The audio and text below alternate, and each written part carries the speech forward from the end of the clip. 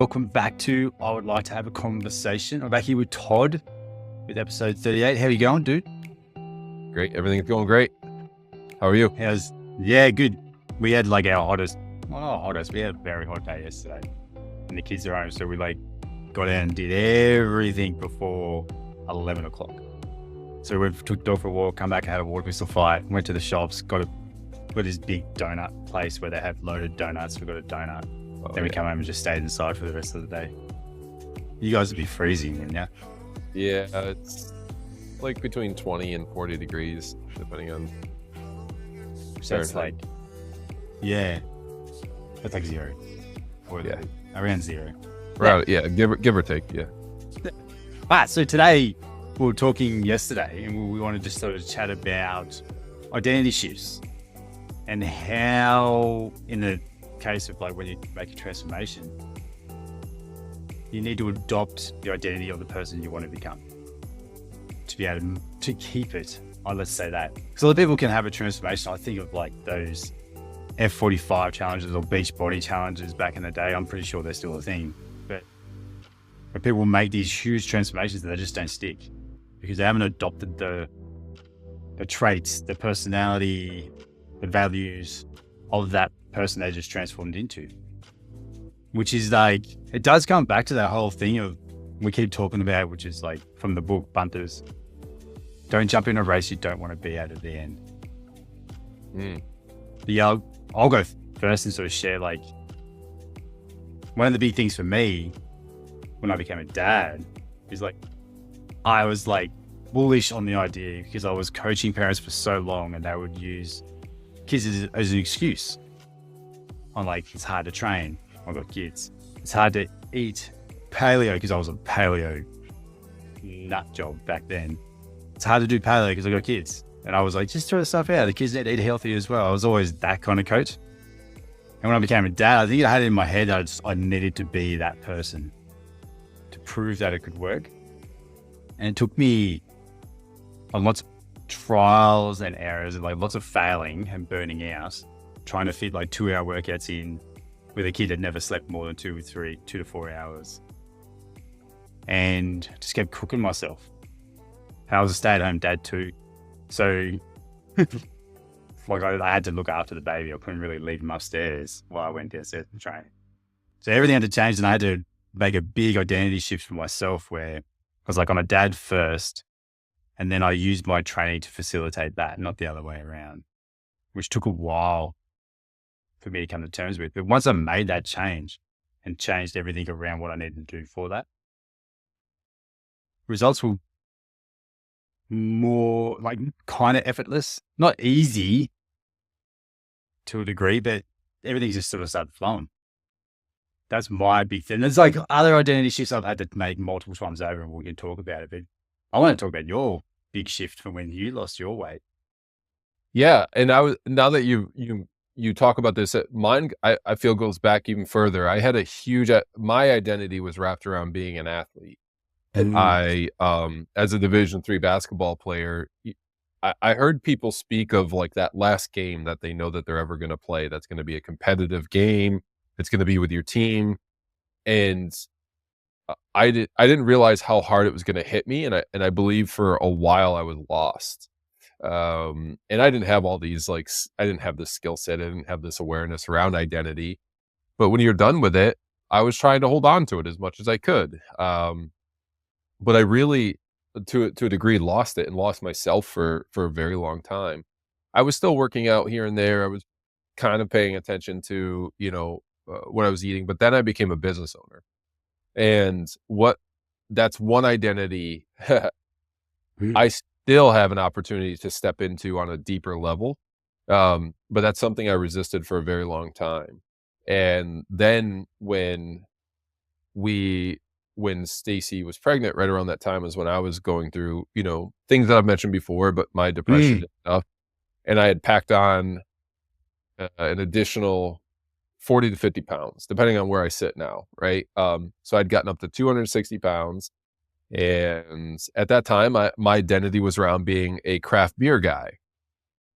We were going to breweries a lot, spending weekends taking down high percentage beers and thinking it was like this cool thing. Um, and don't get me wrong, I enjoyed my time. Like we had a Hmm. great time, Stacy and I. It's something we enjoyed at the time, right? But ultimately it took over. That identity took over, and that's what I feel led to a lot of the weight gain, a lot of the depression, and things like that. And so, in this combination of being a business owner and about to become a dad, stepping into being a dad, my biggest change came when, and I've shared the story, but that moment with my son when he was about 6 months old. But ultimately, what helped was, y- you know, the book by Carol Dweck, Mindset, and understanding what growth versus fixed mindset meant, but realizing that I did need to, and it was a lot of these like little micro identities as well. Like, um, the I remember having this conversation with myself where I was the snacker. I was Yeah. I was in picking on things and doing all that, and I literally had that conversation with myself. I'm like, who am I right now? Am I the person that's going to constantly go and be the snacker, or am I the person who's going to be in charge of their nutrition and in control of their nutrition? And so, and now that I even talk about it, I'll go back even further.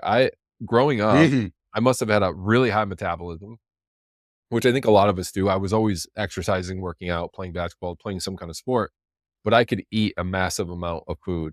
And I was like the garbage plate I was the garbage disposal for the family. So I'd be eating Yeah. everybody else's food off their That's plate, me. Yeah. Yeah. and that identity in and of itself was really difficult for me because I don't like wasting food. Well, I didn't like wasting food. Now I've been able to shift my mind around what I consider waste. So all that to say that, yeah, there was just a lot of like little micro identity shifts that I don't think we realize are going on, and it can probably go back to all these behaviors and things that are established at an early age. But there was a lot of micro shifts that led me to not only keep dropping the weight, but keeping it off. And now, just to catch everybody up, the biggest identity, if you will, that I'm shifting is around who I want to be as a father and as a partner. And because I didn't have a great roadmap, if you will, or like I said, I always preface this with I love my father and they did the best they could, but I didn't have that like ideal role model, if you will, who of the level that I want to be at Yeah. of a father and husband. So that's what I'm stepping into now. That's what I'm able to write my own book and write my own identity about. And it's scary, but really powerful at the same time. So that's where I'm at. It's I pretty don't know cool. if There's that so many things you mentioned, like the garbage disposal thing. Run to like I still go to parties now, and my friends still like when they overcook, they're like, "All right, it's okay, growlers here." They call me growler because it's a nickname I've had for years. Um, growlers here, he'll finish it. It still happens now. Family things all the time. And in my head, I'm like, no, but I still do it. But I now I've just had to I just do it through a way where I know it's going to happen. So I just allow it to happen and move other things around the rest of the day to make it fit.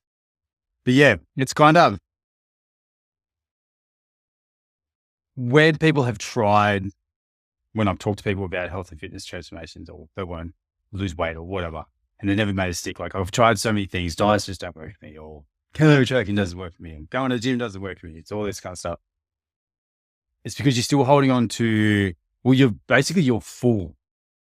Your life and your mind, or whatever we want to call it, is full with all these actions, values, insights, all this kind of stuff that serves your life right now. Whether you like what your life is right now or not, those things you believe and tell yourself and has filled your life up, the values and all that kind of stuff, is serving you right now. When you want to make a change, something has to, we've talked about this before, something has to be, we call it killed off, but you just have to make space for the new stuff. and allow that stuff to fit in, which is that whole adopting the new identities. And it's like in stages. You don't want to go from like pizza eating, Coke drinking gamer to 100-kilometer ultra runner in like 12 weeks. It happens. Like there's people that can do it, but it's super rare. And it's too big a jump for most people. That's why it never really happens. Because there's this amount of shit you have to throw away of your personality, of your traits, all that kind of stuff, of your identity to fit this new identity is huge. Like when you think about it, like that's the whole opposite direction. So I think when we talk about it and when people fall off the wagon, it's because they're trying to fit these new identities in without making space for it from what they're already doing. So there's things in your life that you do which won't serve this new identity. And that's when you adopt the new identity. Is like you go, the best way, the way I like to do it is you write down the things that this person does that you want to be. So who is this person you want to be? What does that person do every day? And I do this every day with all of my one-on-one clients at the moment where we set daily intentions. It's like, what is your person doing today to move towards your goal? And we do it in 3 categories. We do it in the health category. So mine's built for adventure, whatever your health category is. Be the man, which is the relationship one. And then I now call it perfect, awesome life instead of perfect average day. Perfect, awesome life is the prosperity one. We set daily intentions for each thing, which is us creating the identity of who we want to be, showing up every day for those 3 categories. And then we have to get those done. So it naturally, the idea of that is that it naturally makes space for it because you've set the intention of writing it down. So any other stuff that's got to fit in has got to fit in around that. That's the idea. And over time, it gradually starts making that part of your identity. Then you move on to new things and add new things in. But the counting of the wins of those intentions at the end of every day just tells the brain is like, I am this person. I am this person, which helps that adoption cycle. And it's so powerful. I was actually talking to BG about this yesterday, Brian Grasso. So anyone, Brian Grasso, he's got a book, Mindset Matters Most. Get it? Because it talks about this concept. He taught me this concept. He's actually, I joked with him yesterday. Like, I keep talking about going to say on the podcast, Mindset Matters Most, but it's your saying. And I feel dirty saying it. He's like, you have permission to say it. So I'm allowed to say it now, nice. Which is cool. But we were talking about yesterday, and I said that all my clients had a 2-week break coming into Chrissy, and we stopped doing daily intentions and stuff. And then I kept doing mine because I know when I drop off my daily intentions, how shit I feel. Because I start losing what my identity is. And I go back to the ingrained habits that I had for so long. So I kept it going, but the others dropped it. And when they come back, they like the idea that they dropped it, but the tone that I could feel from their messaging was all very mellow, very meh.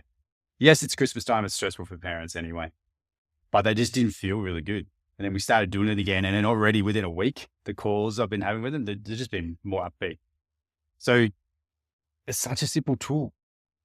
No, it's so simple that people probably won't do it, where it's like setting those intentions for who it is that you want to be every single day. It doesn't have to be a lot. Most of the time it's just 3 in each category for me. But and then you come back and count your wins. If you miss it, you put that as the number 1 priority for the next day. Yeah. And I think yeah, sorry, you go. Well, no, one of the things I wanted to add too was it's not just about how you think about yourself, but it's the things that you're going to see in your environment as well. You know, I mean, we had our beer stock, you know, going back to the craft beer guy, like we had our beers, like our fridge stocked with some kind of craft beer, like quite often. And you know, it's those decisions that you make to set yourself up, you know, for success, because your environment played a huge role too. So if it's going to be easy for you to fall back into those same habits and patterns that got you to where you are, but they're not going to serve you moving forward, then you also have an opportunity to look around and see how you can shift that environment to, I don't want to say make things, I'm not sure easier is the word. No. But I I know what you suppose mean, though. but I suppose that's the best one I can think of right now, because if those things aren't there to either tempt you or make it make it easier for you to fall back into those habits and behaviors, then you have an opportunity to just look around your environment and shift that. Let's say, for example, maybe clients that are finding it hard to eat well at work because of the donuts and the things Mm. like that. Yes, if you're not the one bringing the donuts, sure, you can't make the decision for the office not to have them, but maybe you make a decision to not walk past that cubicle, Mm. or walk past uh, the kitchen where they are. There are these little, and I go back to these like micro identities and micro shifts and micro decisions. But that's ultimately what's happening too, is you're making a ton of, and it can be overwhelming, but you're making a number of these micro decisions to help yourself, because the new identity calls for those micro decisions, or they could be big decisions, but that new identity is requiring you to think differently. It's requiring you to make these different decisions to help you step into and continue to step into that identity, that new identity. Yeah. I think the word you're probably looking for is like a frictionless way Yes. of making the change, where we know willpower has like a set amount. And I use it to the analogy of the traffic lights is like how much willpower you got that day to do anything. So when the biggest mistake I see people make is like, I'll swing back. So there's a video by Alex and Boyd. It was a really good one. And it was talking about transformation. It's really simple. Like, look at all the things that you don't like about your behaviors and write them down. And then there's like, what do you do about it?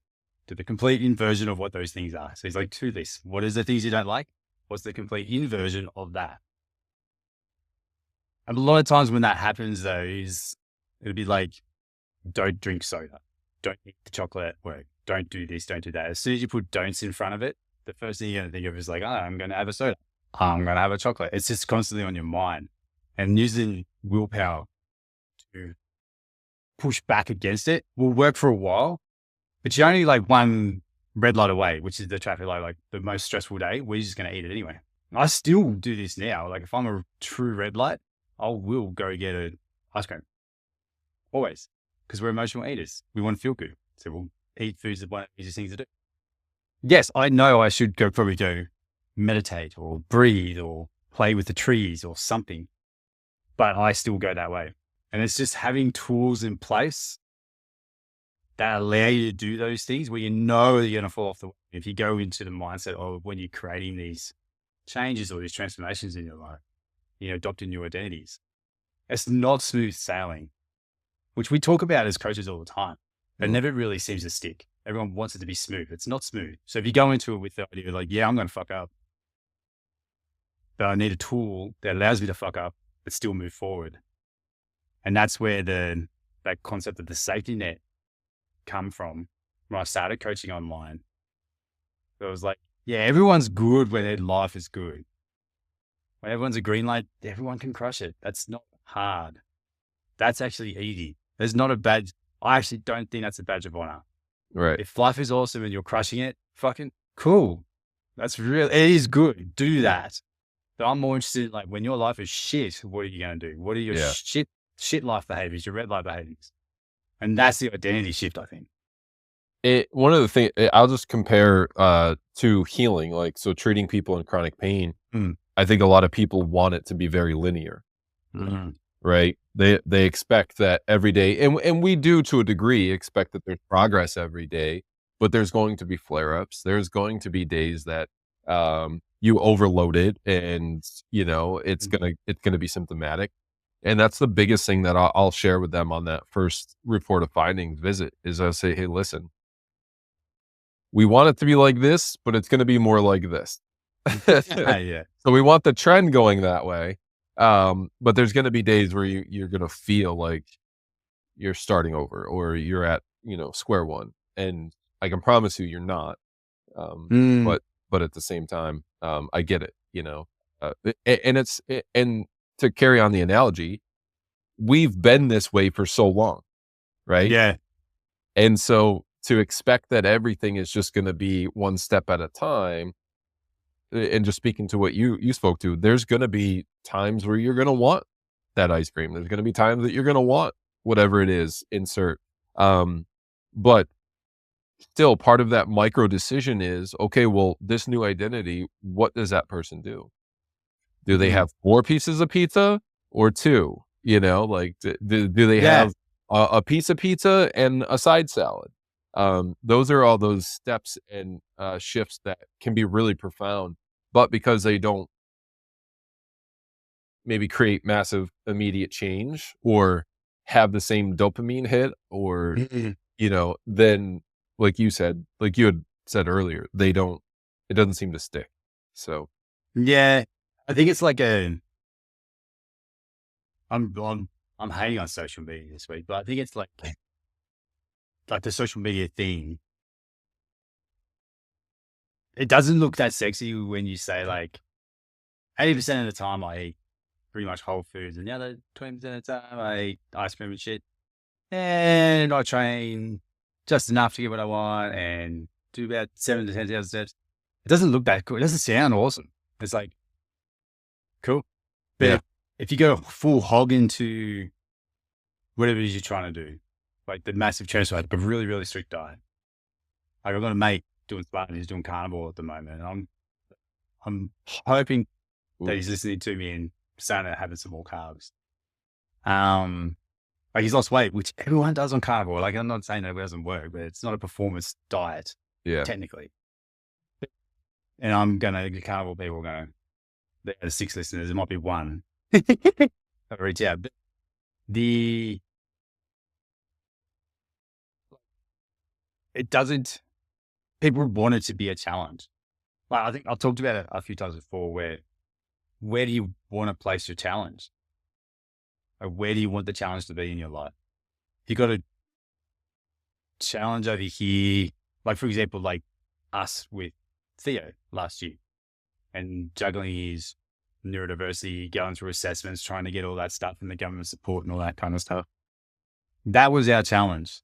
And then me trying to get the online business going and transition to what it is that I want to do, which is more guidance coaching, space holding, that kind of stuff, and building side hustles with parents who want to have more time with their kids.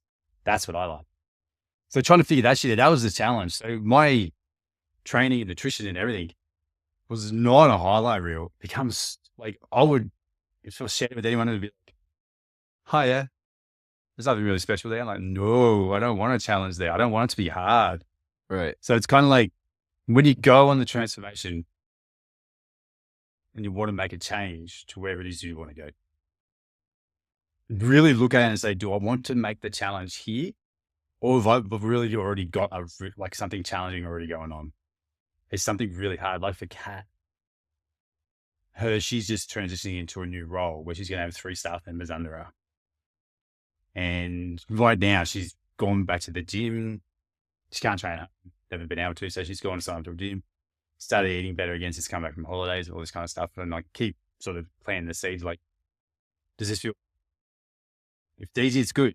So when you go back to work, you're going to be busy as, like, you won't know what hits you once you get 3 staff members under you. And we need to make it so easy for you to show up for this shit that it's more like stress relieving than stress building. Right. And I think that's the key when people can sort of look at their life and go, my life is really hard over here right now, but I still want to make a transformation. I still want to change. It's like, cool, you can, which is you build systems that make sense, that make it easy. So when you were saying like, for people who like work in the office, I was thinking about when I was at the council, every time it was a party, like it was a birthday, it was your job to put food on. So people put on cakes and it was always like a full table of stuff. And it was always like super delicious stuff. And at that time, we were going through a lot of stressful stuff with Theo, like running away from school and things. So I just was like, I'm just going to eat it. Like, I'm not going to use any willpower. I'm using so much willpower elsewhere. And the willpower, like I'll be honest, the willpower I was using was trying to stop myself parenting like I was parented. Like getting really angry, getting really loud, getting really frustrated with Theo. It doesn't work. So I had to like use so much willpower to keep myself calm and use the training and everything to release that anger. And I wasn't going to use willpower to try and not eat that stuff. So I just used my safety net, which was always using the macro factor app, put in the macro factor app, eat it, move the rest of my food around for the rest of the day and move on. Just so I could keep showing up.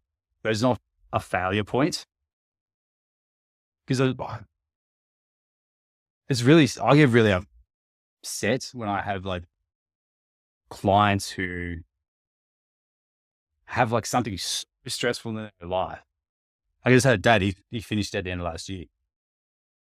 He resigned from his work. He was setting up his own company and do contract work back to that same company, working like 10, 11, 12-hour days.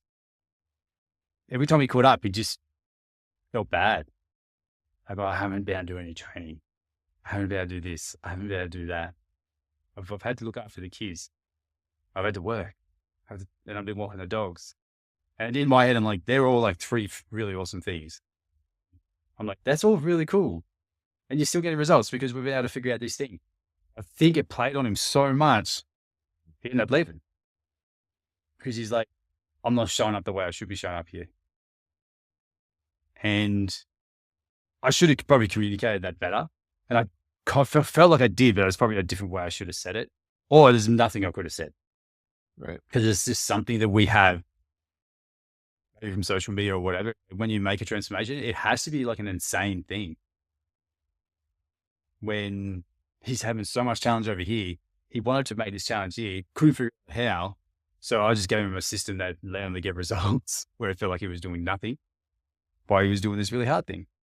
And he didn't like it, which does come back to the psychology of things where people generally keep stuff when it's been hard to achieve. Does that make sense? When people go through a bit of an ordeal to make a change. I remember reading it somewhere. They generally seem to make it like they enjoy that more and they love to share it and they will try and keep it much longer if it was a challenge to get. So it's like a bit of like oxymoron. It was like, right. The really, really hard challenge means that there's more likely that they're going to cope because they went through something hard and they want to share that story and stuff. But it's also the same thing. The really, really hard challenge when there's something really, really hard already happening is the thing that's derailing him as well. Right. So it's like that fine balance, which is like having an honest conversation with yourself all the time. Like, where is my challenge at the moment? What's really, really hard? Do I have space for something really hard at the moment? Or do I have to like go back into cruise mode, but cruise mode still gets the results? I don't think, and people don't think cruise mode gets results. Like, that's Right. probably the big key. Yeah. I think it always goes back to something that you say about when it's that simple. And I'm going to probably misquote it, but when it's that simple, we tend to brush it Simplicity off. bias. Yeah. Yeah. Yeah. Cause it's Yeah. like, no, this should be harder. And it's like, no, it doesn't have to be. You know, one of the, here's one of my things, you know, when I got into the coaching space, they were all like, it's so much more than just eating less and moving more. And I get it, but I also think that that would solve about 80% of the problems that we had. Yeah. So to throw that out the window, and it can be that simple. It just might take a little bit longer, but ultimately Yeah. that's what most people are doing. Unless you're severely under eating and you have some other eating disorder that might be a problem. For the most part, it is pretty as simple as eating a little less and moving more and doing that for an extended period of time. And then where you should probably go in and hire a coach. I mean, hire a coach if you need the guidance through that, but where you should hire a coach is if you feel like you're doing that and you plateau, you know, or you feel stuck, then hire a coach to move on. Yeah. And I might sound a little bitter, but I've gotten to that point where, you know, I've, you know, I if I bring on anybody, it's going to be because they really want it.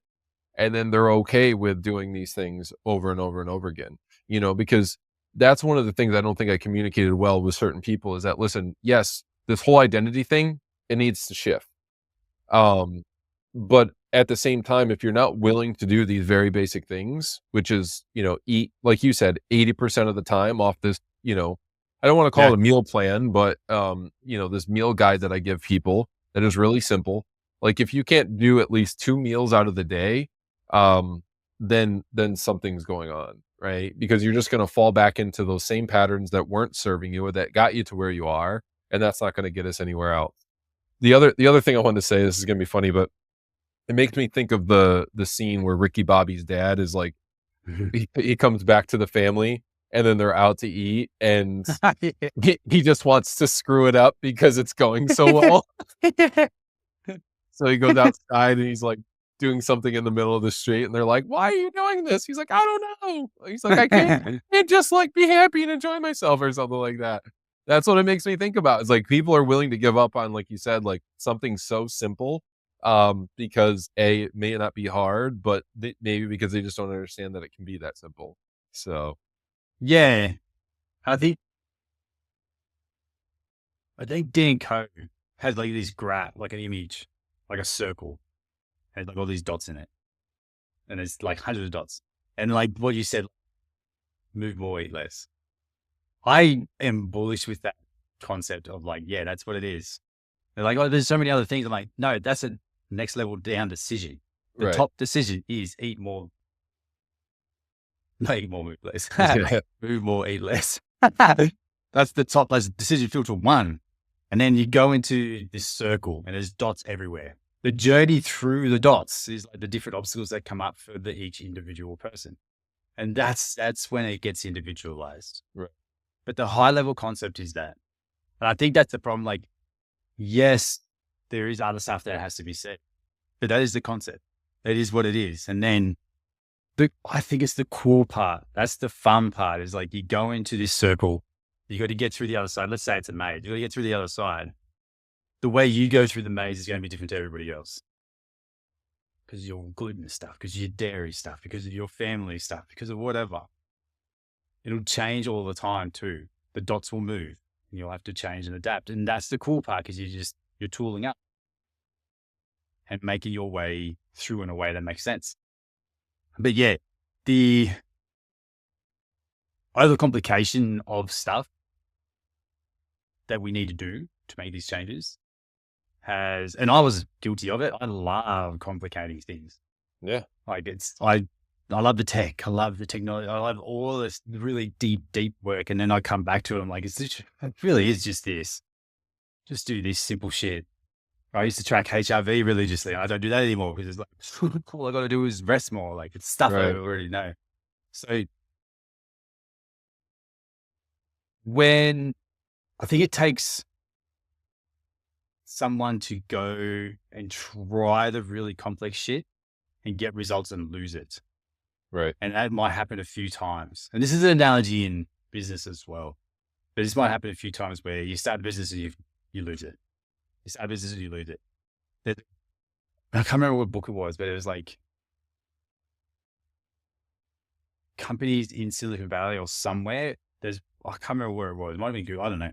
But I will only talk to you after you've had 3 failed businesses. Because you've had to rebuild and come back 2 more times.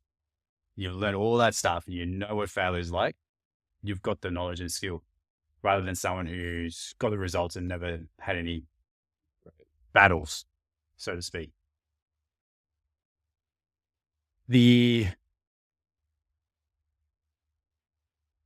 idea of like Kaizen, the Japanese term, where it's like constant iteration, constant trying, failing, and adjusting your plan.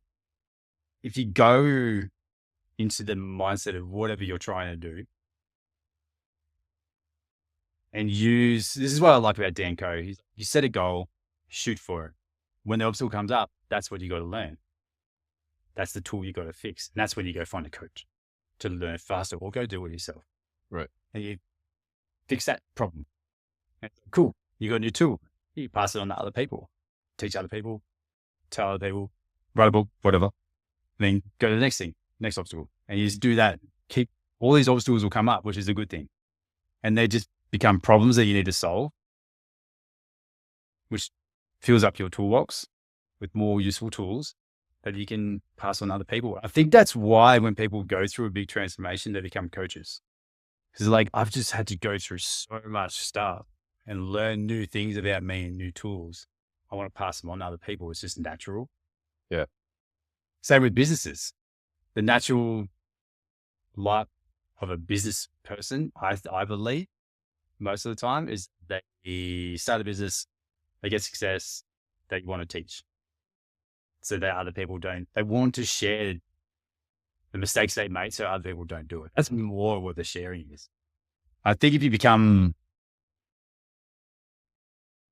I was trying to get to the round to the idea of like, when you want to make a change, look at it through the idea of being a detective like Sherlock Holmes. You're going to come up against shit, and this is a good opportunity for you to go figure out how you would overcome it. Mm-hmm. What is your way of overcoming it? And yeah, you can go to a coach and get tools and systems and frameworks. And the other thing that which is what I like doing, is a coach is there to hold space for you and be a guide for you to figure it out. What is your way of figuring it out? And offering tools and insights and different ideas until there's one way, which could be like multiple tools used in a certain way that works and clicks for you. And you're like, that was perfect. That was effortless. Or that was frictionless. It's like, that's the way. And then if you're doing something with a coach and it's taking so much friction and so much willpower, it works. It's taken so much effort to make it work. As soon as you dump that coach, it's gone. Yeah. Because you're going to stop doing it. Very much like, and this is where I think, and I'm not ratting off like in-person coaching, like going to a gym, PT and stuff, but you're just going and you're getting, here's the thing, do this. Here's my menu. You're following my menu. Yes, we changed it and stuff in in-person PT, but if the gym closed, which is what we saw in COVID, the gym closed, everything stops. Right. The system is faulty. You haven't made the identity shift. You're just a person with this identity that goes to a gym. Right. So it's like one thing. You got to make an identity shift of like, I am this person. I train regardless of whether I go to a gym or not. I do this regardless of whether I do this or not. That's the identity shift that people need to make. It's like, what do you do regardless of what happens to you in your life? Right. And that's the stuff we start writing down. I think that is where huge changes happen. And I'm literally telling this to myself because I just got off, after chatting with BD yesterday, I'm like, this is what I want my ideal business to look like. And he goes, yeah, you've been saying this for over a year. It's like, I can go do it. He's like, the biggest issue with me is I second guess myself. I second guess myself on every decision that I make. Like, if I make this decision, what's the other stuff that's going to happen? He's like, you need to stop doing that. Make this decision, make this choice, and just see what plays out. Nothing bad's going to happen. And that's another tool, fear setting, is like, what's the worst that could happen if you make this decision or say if you're using like identities? What's the worst that could happen if you adopt this identity of who you want to be? What is the absolute worst? Right. Write it all down. So you know what the fears are. What are you going to lose? Right. Like, have you really lost them? How could you mitigate that loss? And it just reduces all those things that shadow self is trying to sabotage you with. It starts reducing the threat. As soon as threat goes down, performance goes up and you be able to fly through it. Yeah. And how to, I don't know if mourn is the loss, but how to work through that loss too. You know, yeah. I often think about my friend who struggled for years to drop smoking. And thinking about it now, I wish I would have prompted, asked this question of like, well, what do you've got to lose? Like, what is like the worst thing for you quitting? And, but I mean, he's on a better path now. But it's sometimes letting go of these little even the micro things. But even the big aspects of our identity is, and I've mentioned this before in the podcast, is, it feels like you're dying. Like, there's an aspect of you. And I know I'm bringing more of the spiritual aspect of it in, but, I think there's just so much resistance to that loss because it doesn't feel good. in that moment. And then, the one thing I'm always trying to explain to parents and business owners who want to do this is like, well, you never know how good you can feel. And Mm. and as uncomfortable as that may be because it's not familiar, it's a fun place to be ready for adventure. To be able to Yeah. just take off and go for a 5-mile run or whatever it is. And that doesn't have to be your thing or anybody's thing. Um, but yeah, there's an aspect to letting go that's also important, and being able to face that and sit with it. That's part of this identity uh practice, or I'm losing my train of thought here, but that's going to be the part of this activity is Mhm. understanding that, like, yes, on paper, this is what you're going to lose, this is what you're going to gain, this is what you, but go read that column of what you're going to lose very slowly. Take a deep breath after everything that you feel like you're going to lose. How does that sit with you? Like, Mhm. work through those things, because when you are moving through this new identity, you're going to be hit with them. And so you can either actually deal with it ahead of time and work through a lot of those emotions and things like that ahead of time, or in the middle of it, when you get hit with it, you're gonna be like, "Oh, wow, this doesn't feel good," and then you're gonna resort back to you're gonna resort back to probably things that are gonna give you that quick dopamine hit. And so that's one of the things that I didn't add to my story was I sat a lot with the things that I was losing. I've Mhm. sat with them, and I experienced the quote unquote death before, so that way there was a lot less friction. Yeah. Like, it doesn't And make it as big.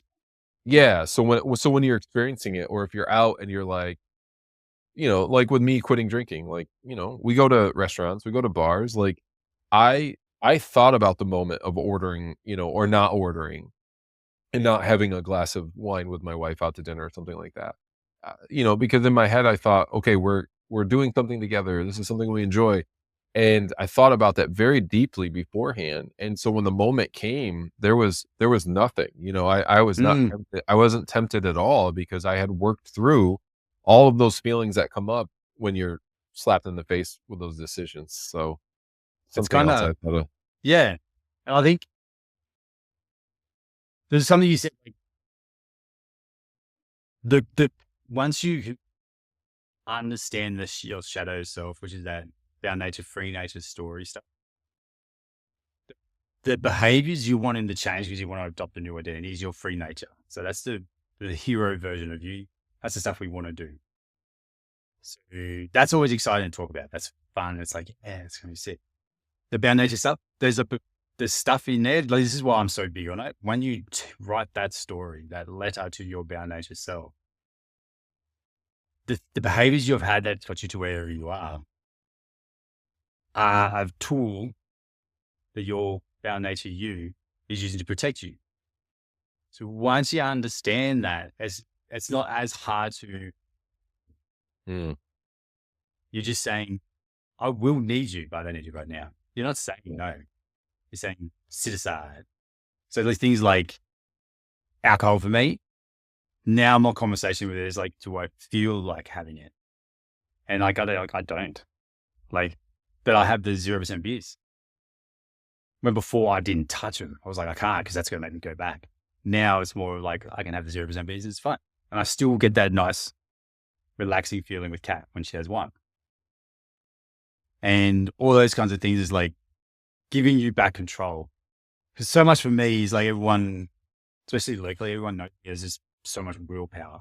I went from being a raging alcoholic to not being an alcoholic to being able to train no matter what and doing really, really hard diets. Everyone thinks I've got this huge amount, like this insane amount of willpower and discipline. And now I just want to be like, it's just who I am. It doesn't take willpower or discipline anymore. And I can have it if I want it. I just do not. yeah.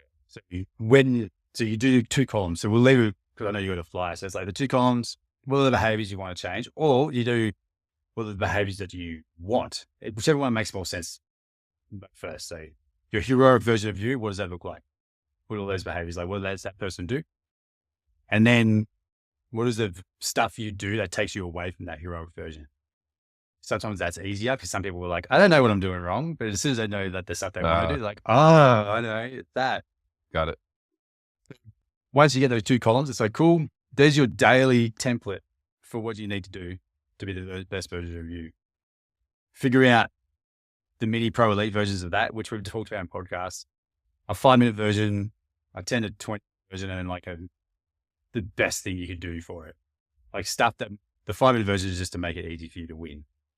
So do that. And then the stuff that takes you away from it, what is it that what is it that those things do for you? Like put that into a list of few things. What does it give you that you might be able to find somewhere else so you don't feel like you're losing it? Or how can you mitigate that stuff so you do it, but it's not going to derail you? And that's the things that I would probably do. Like you do those 2 lists, and that will allow you to have, it's kind of the best of both worlds. Right. You're not saying and using so much willpower. It's kind of like you wanting to build this version of you, but you're not sure how to get rid of this stuff yet without completely blowing it up. Right. So you just make those gradual nudges and just move one thing at a time. I think that'll work really well. I love it. That's great. It's I like what you said in there. You're not saying no. You're just having a deeper understanding of what got you to this point and what isn't going to serve you moving forward. But it doesn't mean you have to completely let it go. Yeah. I think that's really powerful because I think that's where people get tripped up. It's like, oh, I'm giving up ice cream forever. It's like, no, you're just giving up eating half the quart or you're sort of like saying like, nah, this says say, no, I can't touch that. People will say that, like, I'll eat the whole tub. Like, just to say like, nah, not right now. Yeah. And you just figure out ways to do it, which is so many things we can talk about with that, like right. different things you can do. But yeah, that was a good one. Yeah. You know, it's good when we look at the clock, we're like, shit, we're almost out of time. Yeah, this was good. It's great. So, anything coming up for you in the future? Anything cool? I got some things in the works behind the scenes I can share as I start to roll them out. No, just I'm really excited. I just recently went down to train some more for the adhesion release, and I'm just really excited to be able to serve people on a deeper level. So I've already noticed that my treatments and the response to treatments in the past day and a half have been exponential, and so being around like-minded people, I have started to develop and look at some potential different goals in the future as well. So lots of things that, the universe is shining some light on for me, and I need to make some decisions and step into it. Nice.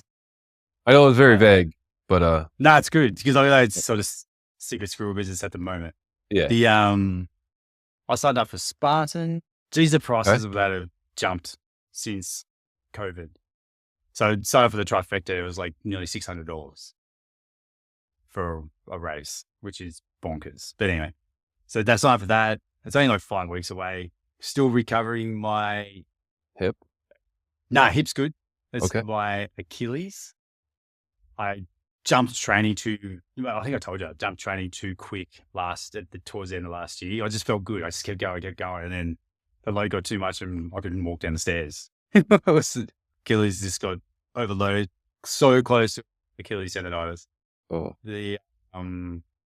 But just rehabbed it back. So cut it back and build it back up and just building the load again. So I'm up to 12K runs again, and it's 10 the next day. I'll do the rehab and it's fine. And we're just at that level. So I'm at, I think 40-something Ks a week at the moment. So I built it back up from where I went back to 10 and worked my way back up. Let's go.